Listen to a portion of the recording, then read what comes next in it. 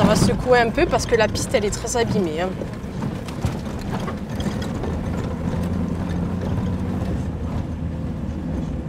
Alors journée type, le matin on va nourrir les bêtes. En ce moment on est en train de refaire toutes nos cabanes pour nos truies, pour les mises-bas à venir. Ensuite l'après-midi on fait souvent préparation de commandes ou sinon les papiers. Et puis voilà quoi.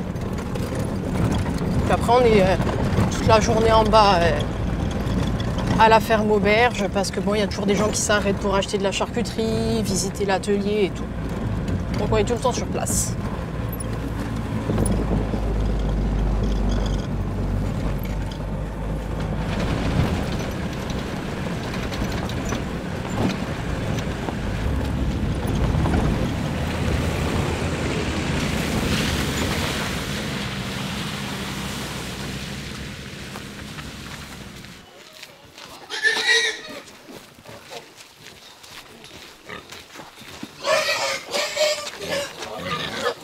Laissez sortir.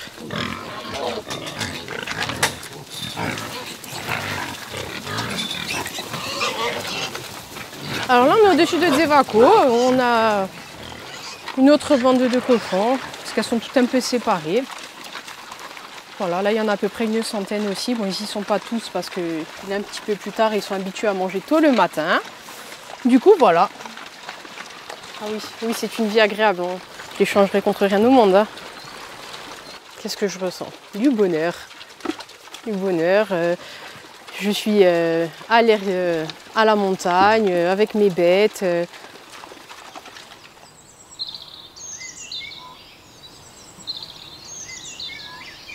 Alors ici, on est sous une de nos châtaigneraies où cette année, on a décidé de semer de l'orge pour essayer d'être indépendant en alimentation pour notre élevage. Ça devient vraiment indispensable de planter pour nourrir notre troupeau parce qu'en fait, le coût de l'alimentation a tellement augmenté que la moindre petite parcelle qu'on a, on essaye vraiment de s'autosuffire en alimentation. Et puis comme ça, on sait aussi ce que mangent nos bêtes, quoi. Pour faire de l'agriculture de nos jours, je pense qu'il faut être passionné et fou. Parce que c'est vraiment très dur. Et je pense que si on n'apprend pas en famille dès le départ, c'est compliqué après. Moi j'ai été élevée au milieu des cochons, dans les cuisines de la ferme auberge, donc pour moi c'était vraiment une évidence de continuer ce chemin. Hein. Puis de toute façon, j'ai jamais aimé l'école et c'est la seule chose qui me plaisait, quoi. Moi, c'était l'agriculture, le travail de la terre, produire, essayer toujours de faire mieux, agrandir l'exploitation, la moderniser surtout parce que quand on arrive sur une exploitation où les parents, ça fait 30 ans, voire 40 ans qu'ils sont installés, il y a toujours quelque chose de nouveau à apporter et pour ça, je pense qu'ils avaient aussi besoin un peu de jeunesse. Moi, ce qui m'intéressait, c'était être au village, en période de transformation. Quand j'étais au lycée à Ajaccio, je prenais ma voiture et je montais charcuter, quoi. C'était comme ça, quoi. Non, l'école, ça m'a jamais trop plu. J'ai été obligée d'aller à Ajaccio pour passer mon bac. En fait, c'était le dilemme. Ma mère m'envoyait au lycée, il fallait que j'ai mon bac pour que je puisse faire de l'agriculture. Parce qu'elle n'était pas totalement pour, parce que c'était quand même un métier qui est très très dur pour une femme. Elle aurait préféré que je fasse des études, vraiment. Hein. Mais moi, c'était comme ça, pas autrement. Puis en plus, moi, je suis très butée. Quand je veux quelque chose, il faut y aller, quoi. Donc du coup, j'ai pris mon mal en patience. J'ai été passer mon bac à Ajaccio. Puis une fois que je l'ai eu, je suis descendue au lycée agricole où j'ai fait mon BPRE en alternance sur 2 ans, sur l'exploitation de mes parents en apprentissage. Ça s'est très très bien passé. De toute façon, je faisais ce que j'aimais.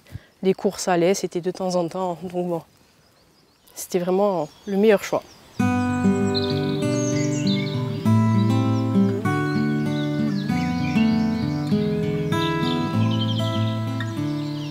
Mon père, ben oui, ben toujours avec moi. Hein. Toujours, tous les jours, que ce soit autant sur l'exploitation que sur la transformation. De toute façon, il a toujours son petit grain de sel à apporter et puis ses conseils, que j'écoute ou pas, mais souvent je les écoute.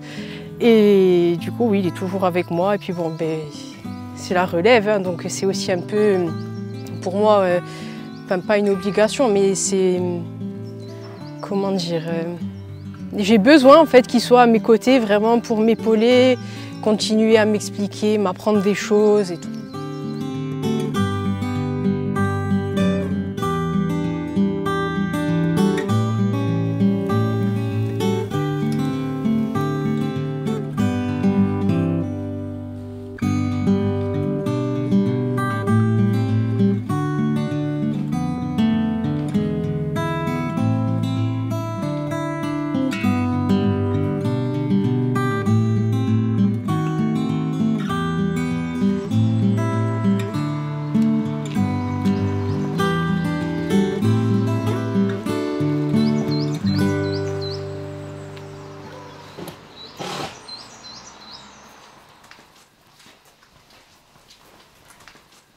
Ça, c'est toute notre saison de cet hiver.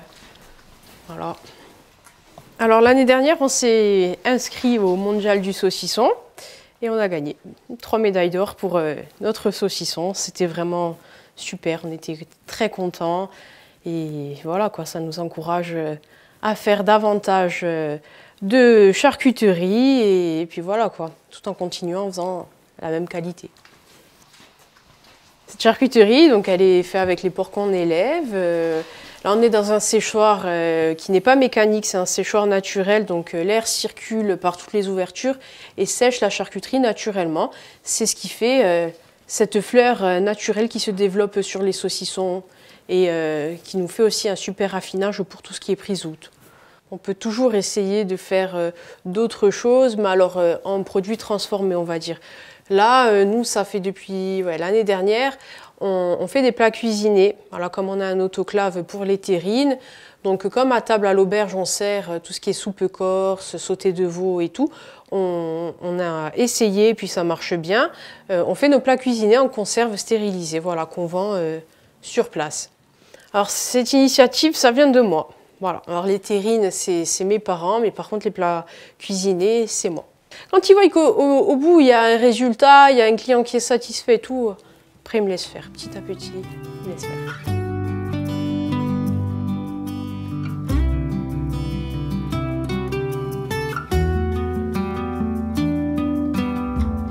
Ah, si c'était à refaire, je referais la même chose, de la même façon, mais avec toujours autant de passion.